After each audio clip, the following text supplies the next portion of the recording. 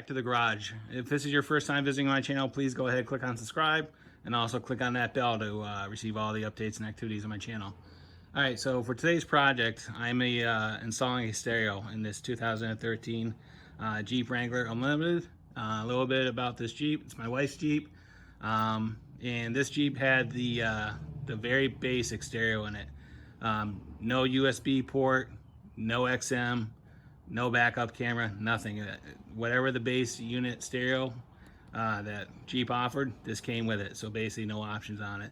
It's essentially AM, FM, 5 presets, I think and an aux jack, all right? So what we're doing is we are installing an Alpine ILX-W650. Everything that was that's being installed in this Jeep was purchased from Crutchfield. And all in, I think the total was $509. And with the $509, I ordered the head unit, the pack control, which essentially retains all your steering wheel controls, a XM receiver, the antenna adapter, and the install kit. After the fact, we decided we were going to extend the USB port into the console, where most Jeep owners have it. Again, this one did not. And we also installed a backup camera, right? So what I'm going to do is I'm going to show you essentially how I wired everything in. I'm not going to show a video of how to take the dash apart, because there's a lot of videos on how to take the Jeep apart. It's pretty basic. I'll give a quick overview once we're in the Jeep, but it's very easy. So with that being said, I'll show you what we did for the backup camera, where we put the XM receiver, and how I put in the USB port, extending it into the console, because the one that they give you from Alpine is actually too short. All right, so that being said, let's get to it. All right, so for the backup camera, we opted to install it through the bumper cover. There's actually a video that we'll link that'll walk you through the process. It's pretty easy to do. We opted to install it through the bumper cover versus the spare tire carrier, because we have a cover on our spare, but there are options that will allow you to mount the camera on the carrier, and then the camera mounts through one of the slots in the rims, right? So the camera goes into the bumper cover. The wiring comes in through a grommet underneath the jack, and I have everything in the flex loom, and then it comes up, and then it taps into the wiring for the reverse light. So the way this camera works is the camera is off until you put it in reverse. Once you put it into reverse, there's 12 volts that's applied, and then the camera becomes energized, and then the head unit will see the presence of the camera, and that's when it wakes up, right? So then from there we have the wiring for the RCA cable. It's going to the front of the Jeep, and all we did is we just put it in a flex loom, and then it follows the body line across the doors and everything else, and we just pulled up the carpet, and we just brought it up to the front and made a left-hand turn and put it through the dash with the rest of the head unit. Pretty easy to do. Okay, so the first thing I did is I installed the antenna for the XM radio. This is actually the spot that Chrysler or Jeep would put in by factory. So where we are on the driver's side, and so all I did was, obviously you gotta take the top off. Again, it's not that big of a deal. It's in the summer, so the top should be off anyway. All right, so once you have the top off, just unzip the roll bar covers, and the one that goes over the sound bar, and this plate is held on by, I want to say, 14 or 13 millimeter bolts.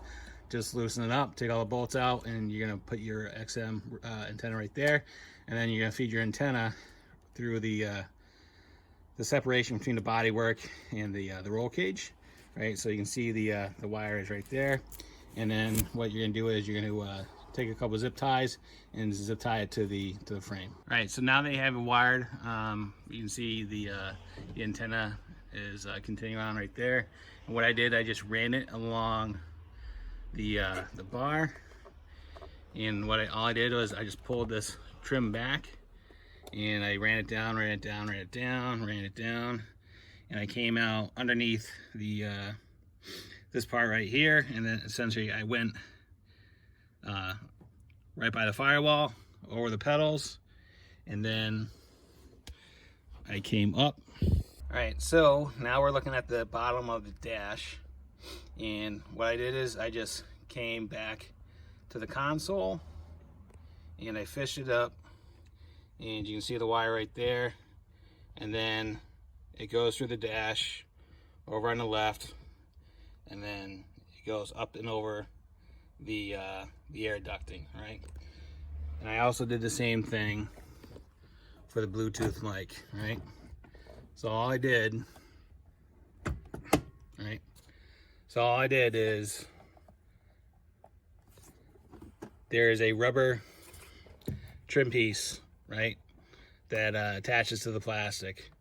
So all I did is I took a razor, I made a slit into that membrane, and I then pushed the clip in there, and then I mounted the mic, and the wiring for the mic goes along the same route as the XM antenna. All right, so as far as the USB port, what I did is, I'll show you, there's a finished product right there.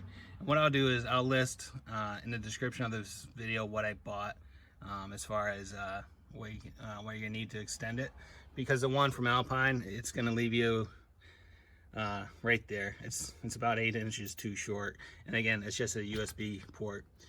So what I did is I popped this cover off, right, which goes right here, and then once I popped that cover off, it gave me the ability and the access to drill a hole. And all I did is I just took a spade bit, a 1-inch spade bit, and I came in through this side, I drilled a hole, and then I fed the USB cable down and down the console and along the floor, and then I came up through the glove box and then went in. So it's pretty easy to get underneath this console. There's actually just 2 torque screws on the front underneath this cover, right? All you have to do is just lift it up, and you'll see them. There's one right, let's see, there's one right there, and then there's a corresponding one on the other side, and then there's 2 additional Torx bits or Torx screws on the other side. Just move the seats forward, and then you'll see them, and they are T45s. All right, so we're in the Jeep. We're powering the head unit up. It takes about 15 seconds to turn on, and what we're gonna do is we're gonna mute. Okay. So the first thing we're gonna do is we're gonna put in, so I can just the backup camera is when it's in the bumper, right? Okay, so this Jeep has 33-inch tires, and because of it, you know, the tire is hanging a little bit lower than if you had stock tires, right?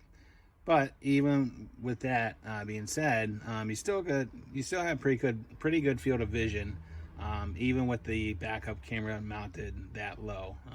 It's better than nothing. You know, another option is if you didn't want to put the camera in the bumper, there are kits where you can mount it behind the spare tire, but since we have a cover on this particular Jeep, that wouldn't work for us. So the only option was to install it in the bumper, right? So we'll put it back in park, goes off. So why don't we go ahead and pull the head unit out. I'll show you what you're gonna be looking at as far as all your connections in the back, and we'll go from there. So as far as the back of the head unit, it's very easy. Everything is keyed, and everything is clearly labeled, and there's really no way you can screw up as far as where the plugs go. You know, mic, that's a Bluetooth mic. W remote, that's the steering wheel control remote. USB port for the XM tuner. Those are all your pre-outs for your camera if you have subs. You can also have a front camera and a side camera as well, and then the power and the main harness, as well as the antenna adapter, right? So let's take a look at the rat's nest, right? So like I said before, everything that was ordered for this Jeep was ordered directly through Crutchfield, and you may be looking at this and you're saying, oh, I don't want to do this, I'm already confused. as it is. But what I will tell you is, once you get past the bulk of the wiring, once you start breaking it down by system, it's not that hard to do. Because what's nice is, if you order the pre-made harness from Crutchfield for $25, and essentially what that is, Crutchfield will assemble the harness for you. So there's no splicing, no soldering, no butting, nothing that you have to do. All you have to do, the hardest thing that you need to do, is take the dash apart and go from there, and then start making your connections. All right, so with that being said, why don't we kind of pull everything out, right? And it is kind of a mess, right? But bear with me. All right, so here's the Sirius XM tuner, and there's a wire that's going to the antenna, and there's the plug, the back that plugs into the head unit. That's pretty easy. All right, here's the USB cable is going to the console. Here's the antenna adapter that plugs into the antenna. All right, nothing out of the ordinary. That's your main wiring harness, and what that is, this is the harness that Crutchfield actually makes for you, right? So we'll pull that out in a minute. And then you have this guy. This is the end that goes into the pack unit for your steering wheel controls. And we'll pull this guy out too. See if we can get it out of here. Right, so there's the steering wheel pack unit, right? So again, this is preset from Crutchfield. You don't have to do anything. And so all that stuff, now that we have everything pulled out, there's the main harness that goes to the Jeep, the factory stereo. You're gonna make one disconnect, right? And that's it, and your antenna. If you're using the basic stereo, if you have a U-Connect or the upgrade from the basic stereo, there may be a couple other connections back here, but they all disconnect in the same fashion. So there's your main harness. There's a pack control, which plugs right into it, and then there's the input that goes into the head unit, right? So like I said, you know, don't be intimidated by it, because it's not that hard. You just break down by systems, and this is your that's your control for your power windows, if you have power windows, right? So yeah, it's not that hard to do. It's pretty easy, assuming that you scrounge for the additional $25 from Crutchfield. That is money well spent. If you didn't install the backup camera, the USB port, and the XM receiver, you could have this in within an hour, right? Even if you've never done this before, because it is pretty basic. What I will say is, what you have to pay attention to is the install kit, right? So the one that Crutchfield gives you is, they're labeled. There's left and right, right? There's a left and a right, and you have to pay attention to them, because you can put them in backwards and upside down. And then also on the sides, these two fillers are also marked left and right, top and bottom, and it's possible to put them in upside down and backwards, but as long as you pay attention and you know that going forward, you'll be fine. All right, so why don't we go ahead and pop this thing back in. We'll put the dash back together. I'll show you the finished product. All right, so there you go. There's the finished product. Everything's back together as it should. And yeah, so all right, so like I said, as long as you get the pre-made harness from Crutchfield, you can do this. It's not that hard to do. All the screws are 7mm, and there's only 4 that you gotta take out. There's one up here. There's one screw behind the window switches, and then there's 2 screws by the kick plate. There's one right there, and then there's one right over there. And once you do that, everything unsnaps. So it's one of those things where you'll kind of appreciate Jeep's lack of build quality when you go to take this thing apart, because it comes apart pretty easily. there's not that much holding this stuff together. But on the flip side, you're going to say, wow, this thing really isn't screwed together that well. But you know what? It works. So if there's any questions, comments, concerns, go ahead and leave in the comments box. I'll get back to you as soon as I can. And as always, thanks for watching and have a great day. See ya.